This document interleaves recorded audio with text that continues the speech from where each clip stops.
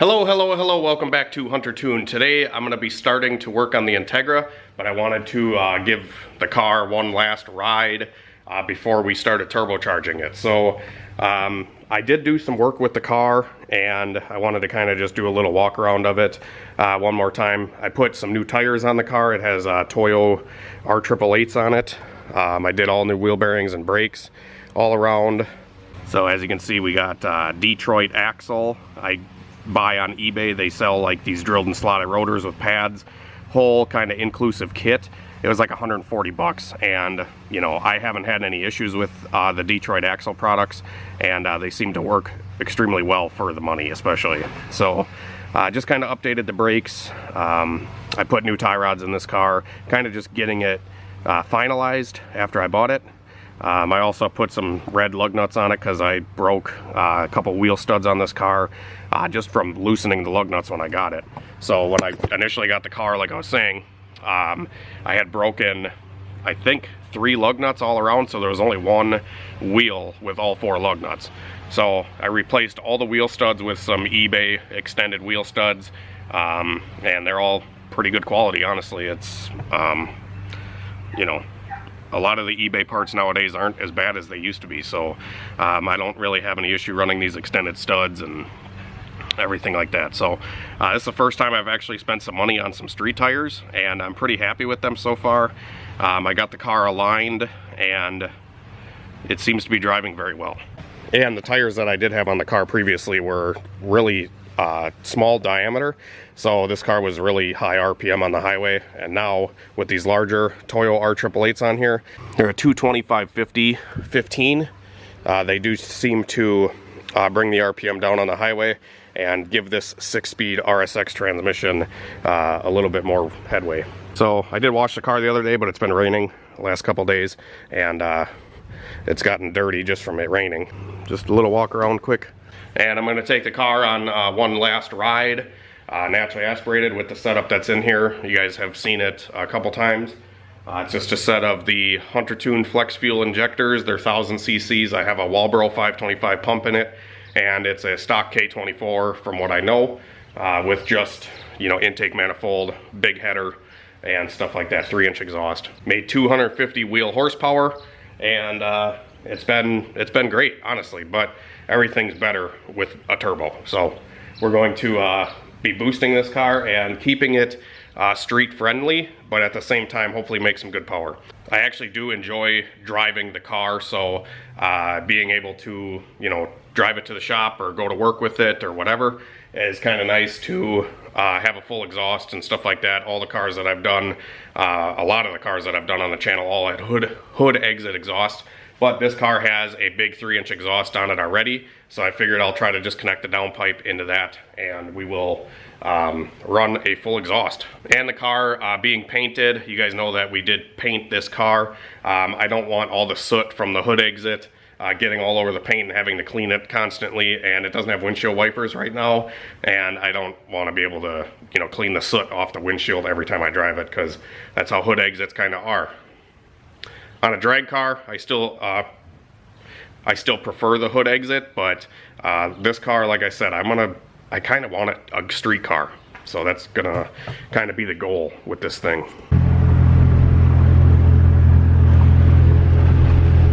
Just out here getting the oil nice and hot so we can drain it out and start working on the turbo project.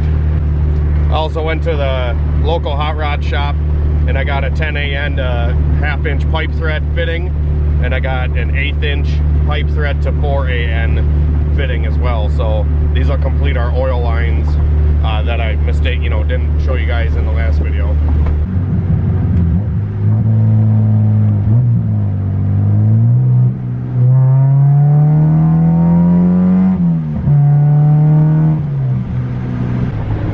Another issue that I wanted to tell you guys about this car is, you didn't hear VTEC there, and I've actually been driving the car for like 30 minutes, and the reason the VTEC isn't working is because the tune is set up so VTEC doesn't come on until 140 or 150 degrees, and this car doesn't have a thermostat.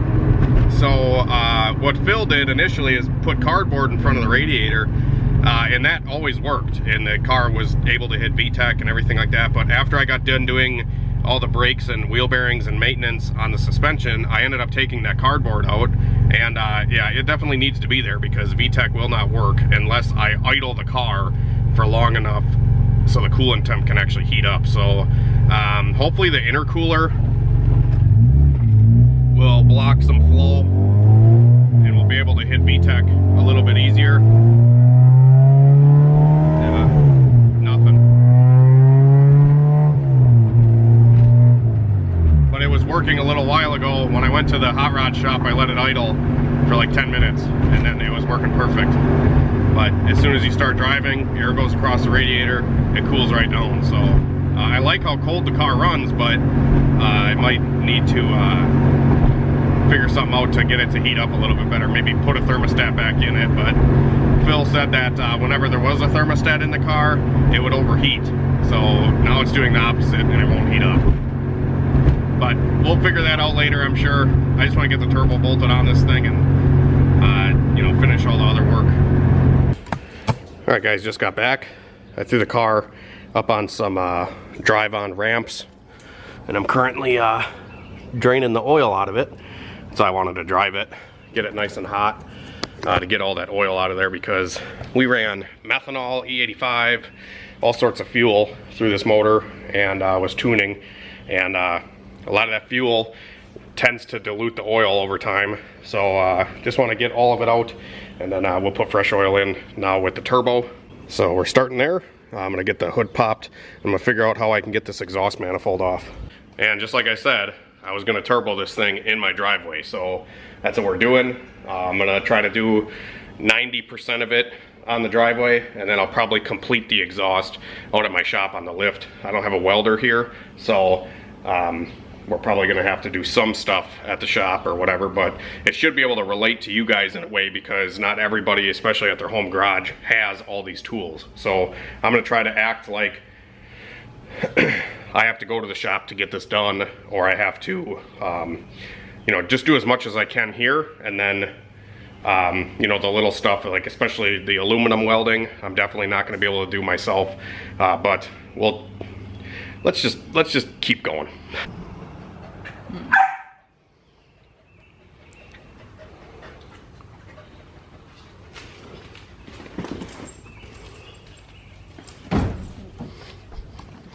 All right, so we're starting by getting the exhaust manifold off.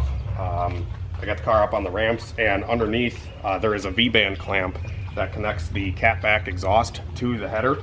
So I have loosened up the V-band down here.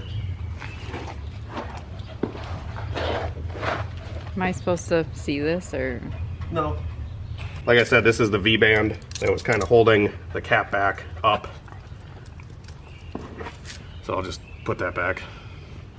Put it to the side. And also underneath the car, there is an O2 sensor in the header that we're gonna have to remove as well. So I'm gonna just cut the zip ties that are holding the wiring, unplug it, and then take a 7/8 wrench and loosen up the O2 sensor, get that out of there. It's a little toasty in the sun, huh? What is it, like 65 degrees out? Getting a little old to do that. All right. Yeah, having a lift is definitely nice. But, so now the O2 sensor is just unscrewed.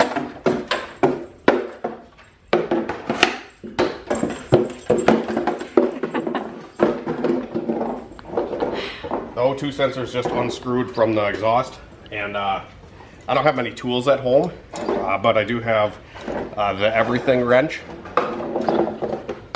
and I have a basic ratchet and socket set, along with like basic pliers. Like honestly, probably like $40 worth of tools. So now on the back side of the engine, we have to take off the bolts connecting the exhaust to the head, and they're 14 millimeter on this car. You have nice technique. Why? There we go. I'm just putting all the bolts up here. So this is the last exhaust bolt. I'll get this removed, and then I will put the drain plug back in, get the oil pan from underneath of the car out of the way so I can try to finagle this header out of here. Action.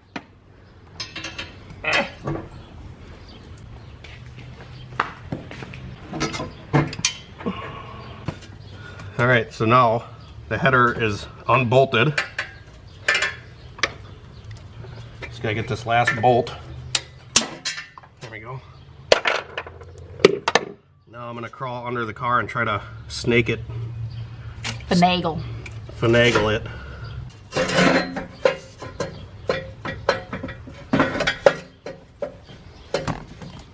What do I gotta do here? I'm not really sure. It's stuck on that big old thing. Axle? I don't think so. This big old block here. Maybe this little spinny thing. I don't know what's stuck on there. I guess this thing, is this the axle? Yeah. It's stuck on that. Okay. Are we sure it's gonna fit? See, the benefit of a lift right now is you have a lot more ground clearance. Oh. I can't move the header that much because... Can you jack it up a little more or not? No, I can't. Back of the... But if we move it this way...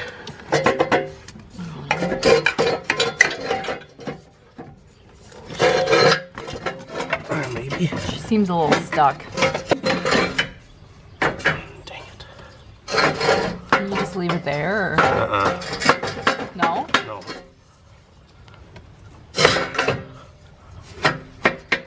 Is this doable? Yeah. I'm gonna take this mount off.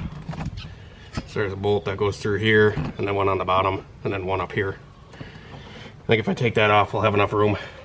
You wanna hold this? The ratchet? Mm-hmm. Oh, sure. Okay. Am I supposed to be doing something? Now we have to pull the ratchet this way. Oh. There you go. Keep going. Like, do I have to come back this way first? Or? If you don't have room, yeah. Don't hit your fingers on that clamp. Should I be holding the wrench? No, you can try it.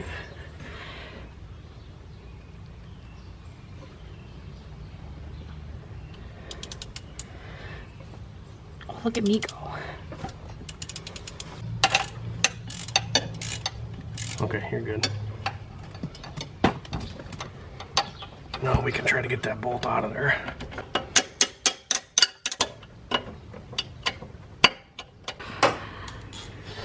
There's a bolt on the bottom. Okay. Took this bolt out.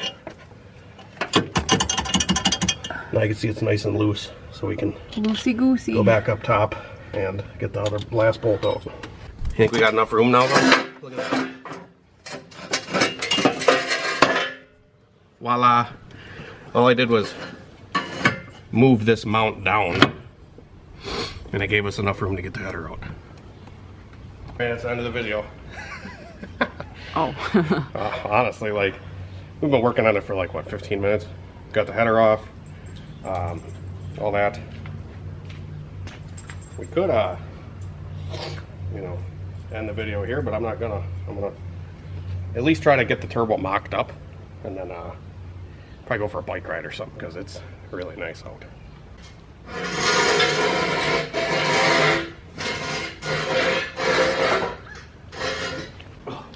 Lots of up and down for you, huh? I know. That's why a lift is nice.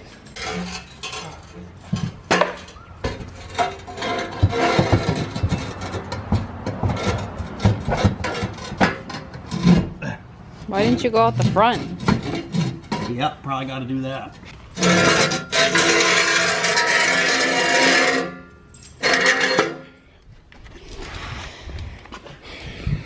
I didn't know camera woman Christine would turn into assistant Christine. There we go. That's the header that's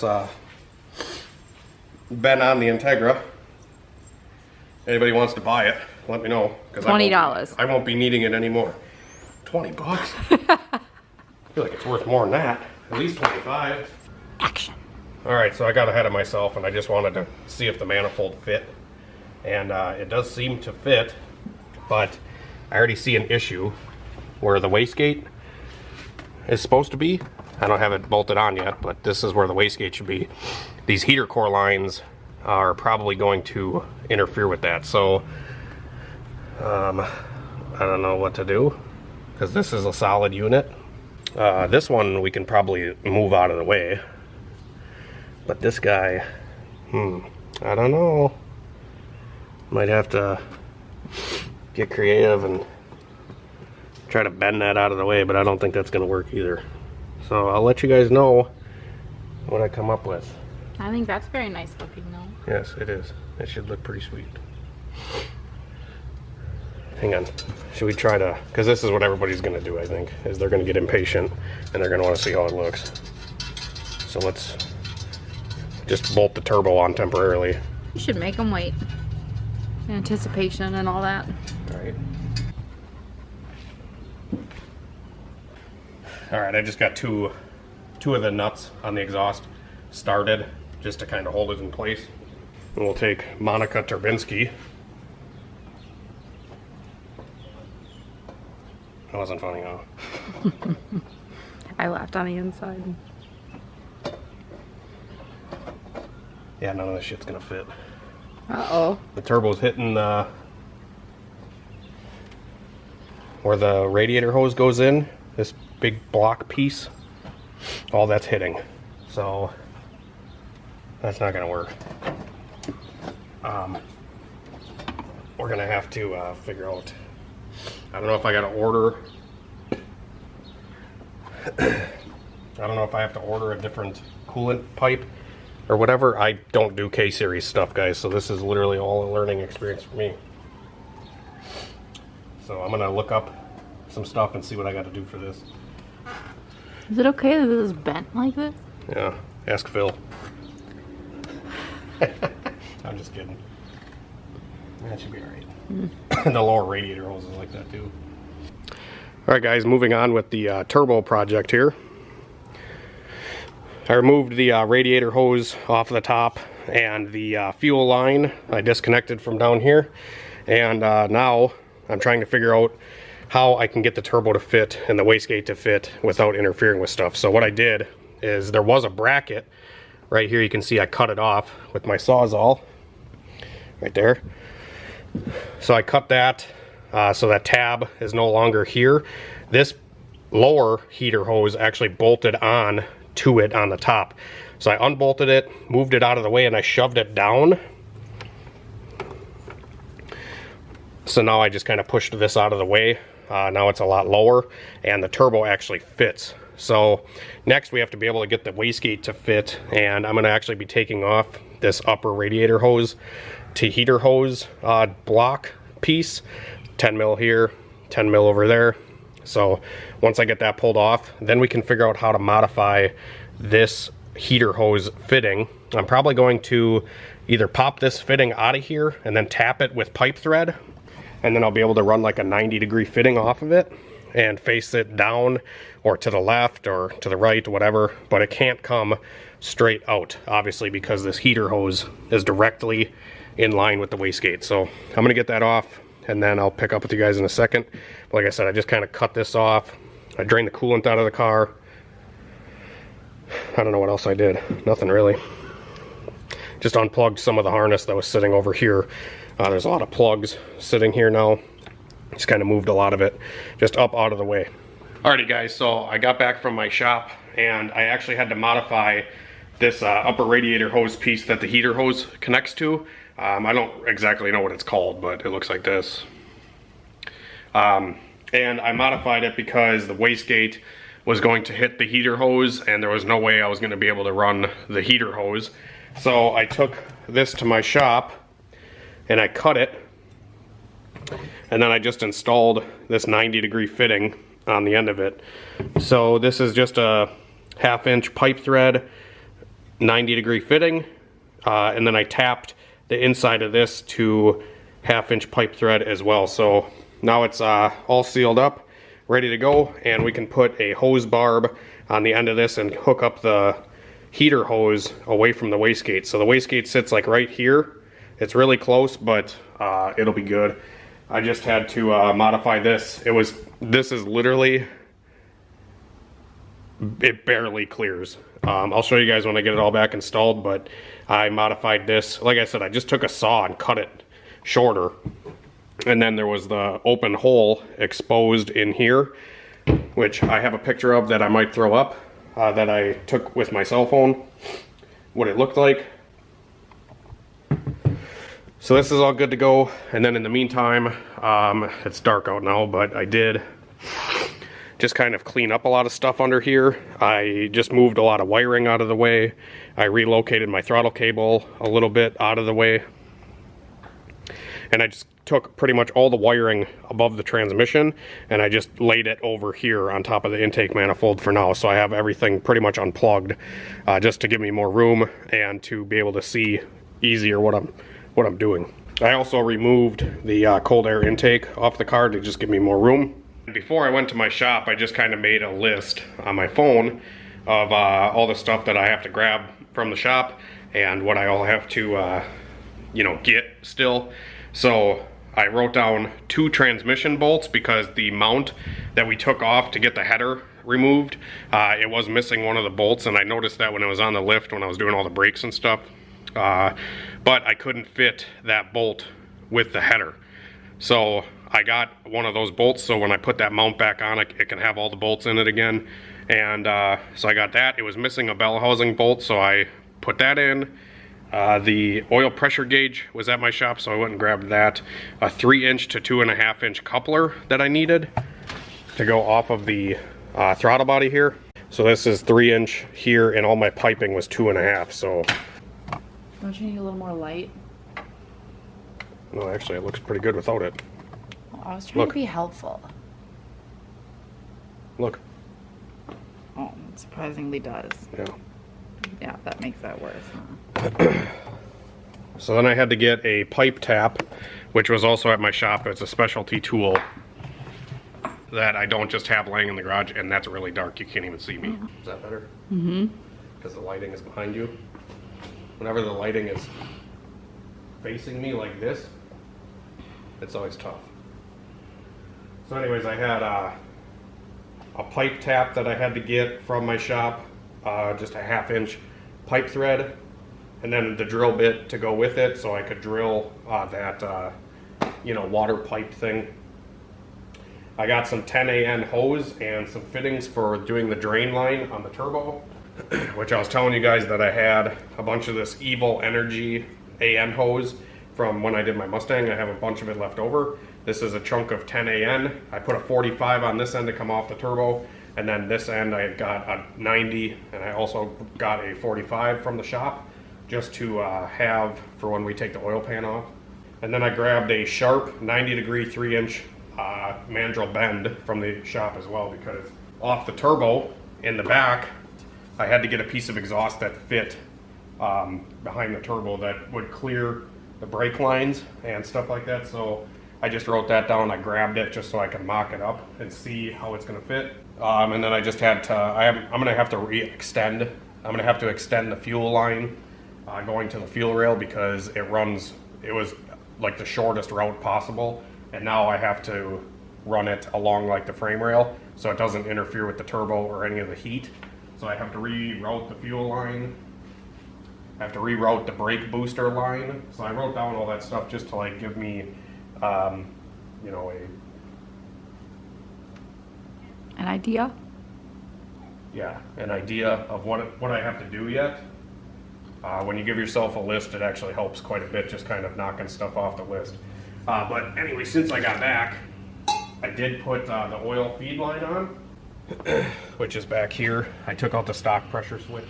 So I removed the stock oil pressure switch, and then I installed that block, or the T-fitting that I showed you guys in the parts video that I made. So then back there, you guys can see, kind of right above that rag, there is the block that I installed, and then my oil pressure gauge for my AEM X series oil pressure gauge is on the end of it, and then my oil feed line comes straight up and then out the top here. So you guys can see it wiggling around. That's my oil feed line. Comes up. You can't really run the feed line straight this way, that way. You can't run it that way because it'll hit the exhaust manifold and burn up, and then you'll lose all your oil. So hopefully that T-fitting doesn't give me any issues for the oil feed, but I don't think it does. It seems like it's pretty thick steel. I don't think it's going to crack or anything like that. I know some of those T-fittings, they don't work the greatest and they break, but we'll find out. The oil pressure gauge is attached to the end of it, so if it goes to 0 for some stupid reason, I know right where to look. So I also removed the heater hoses completely off the car because I'm going to have to extend these as well. I'm going to keep the heater still in this car. So yeah, but anyways, that's going to do it for tonight. And then tomorrow I'll work on, I'm going to final mount. I probably won't do it on camera, but I'm going to final mount the manifold. That's why I did the oil line right away, because the oil line is a lot trickier to get to with the manifold installed. So I'm going to put the manifold on for the final time, put the wastegate, the fire ring, all that installed for the final time. And then we'll have to move on to taking the bumper off, and then we'll have to figure out how to mount the intercooler and figure out some intercooler piping. And then we'll have to get the oil pan off of the car and drill and tap it. Another reason why I got the tap is we'll tap the pan. Yeah, that's it. I'm tired. I'm grumpy. If you can tell. She says I'm grumpy, so. But anyways, thanks for watching. Have a great night and a better tomorrow, guys. Stick around for part 2 of this turbo in my car in the driveway. We should be able to maybe fire it up in the next video. We might not have the intercooler piping done, but we might be able to at least start it. So, thanks for watching. We'll see you later. And have a better tonight and tomorrow. I already said that before that. Oh.